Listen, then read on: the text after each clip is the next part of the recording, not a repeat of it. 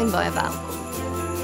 Ons is in die Adventtyd, in afwagting van die viering vir die geboorte van Jesus. Nou, Jesus word op so baie maniere beskryf. Jy kan dalk nou sommer aan 'n paar dink.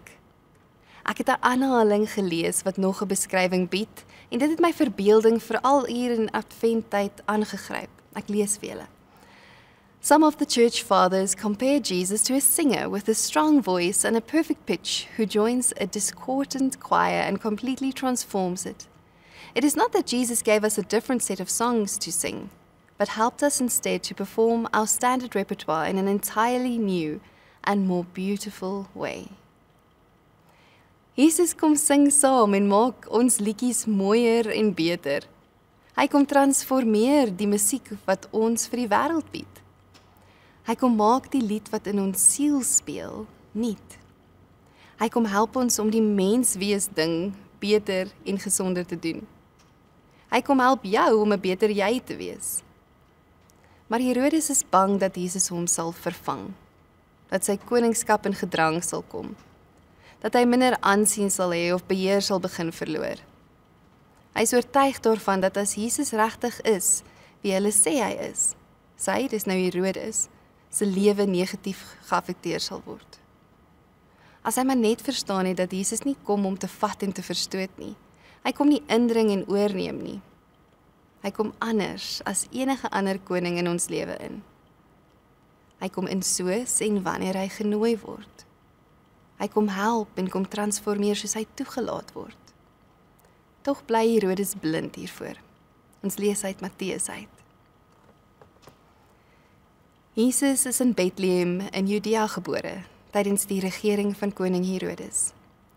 Na Jesus se geboorte het daar sterrekykers uit die ooste in Jerusalem aangekom en gevra: "Waar is hy wat as koning van die Jode gebore is? Ons het sy ster sien opkom en ons het gekom om aan hom hulde te bewys." Toe koning Herodes hiervan hoor, was hy en die hele Jerusalem saam met hom ewig ontsteld. Hy het toe die priesterhoofde en die skrifgeleerdes van die volk bymekaar geroep en hulle uitgevra oor waar die Christus gebore sou word. Herodes maak van Jesus 'n indringer en 'n dreigement, die vreemdeling wat hom wil uitdaag. God stel Jesus voor as die een wat kan en wil red, en wat 'n persoonlike verlosser word vir elkeen wat besef dat hy nodig het om gered te word. Herodes maak van Jesus 'n politiese opponent. Die woord van God stel Jesus voor as die een wat sal lei ter wille van almal. Indringer of vriend? Jou verstaan van wie Jesus is maak 'n groot verskil aan hoe jy sy rol in jou lewe sien. Die feit dat Herodes as Jood groot geword het, beteken dat hy al moes gehoor het van die profeseë. Hy moes bewus gewees het van die hoop waaraan die volk vashou. Hy hoef nie 'n vreemdeling te gewees het vir Kersfees nie. Hy was nie 'n buitestander nie. Hy was van die eerste hoorders, deel van God se volk. Maar hy kan nie insien dat Jesus die vervulling van die profeseë is nie. Of hy wil nie 'n Messias hê wat sy sukses en heerskappy in 'n slegte lig stel nie.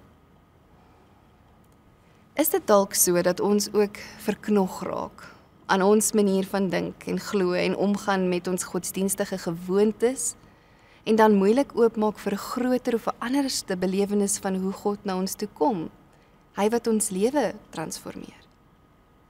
Is dit dalk moontlik dat ons kompartmentaliseer en God net hou in een van die boksies van ons lewe?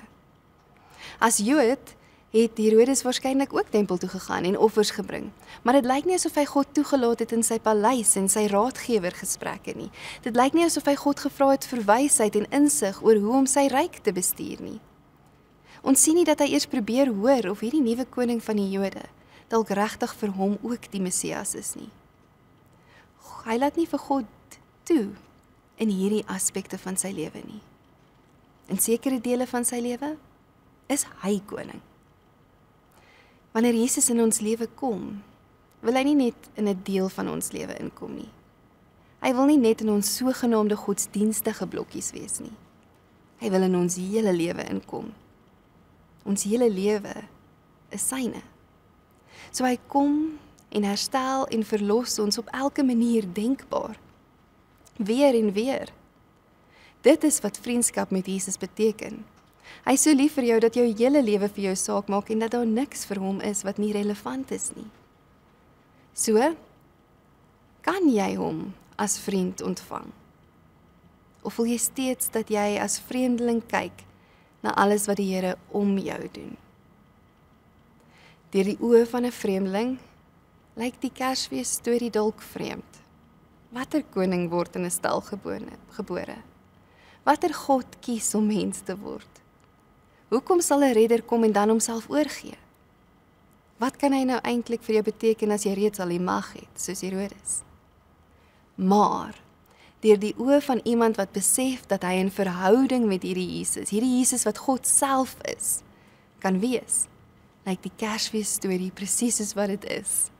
'n Wonderwerk gebore uit liefde. Die hart van God wat nie wou opgee op sy mense nie. Kan jy hierdie Kersfees storie sien vanuit daai perspektief uit? Kom ons bid saam. Here Jesus, dankie dat U in ons lewe inkom en omgee oor alles wat ons is en wat ons doen. Dankie dat ons U kan raadpleeg en vertrou vir elke deel van ons lewe. U is nie 'n vreemdeling vir 'n enkele deel van menswees of van ons wêreld nie. Help ons om U elke dag meer en meer as vriend te leer ken. Help ons om U te vertrou en U toe te laat om beheer te neem in ons lewe. Here, dankie vir die goeie nuus van Kersfees. Dankie dat U ook kom en vir ons se Messias is. Here Jesus, help ons asseblief om nie terug te staan en van buite af in te kyk nie, maar om nader te kom en die vreugde en vrede van Kersfees te geniet. Amen.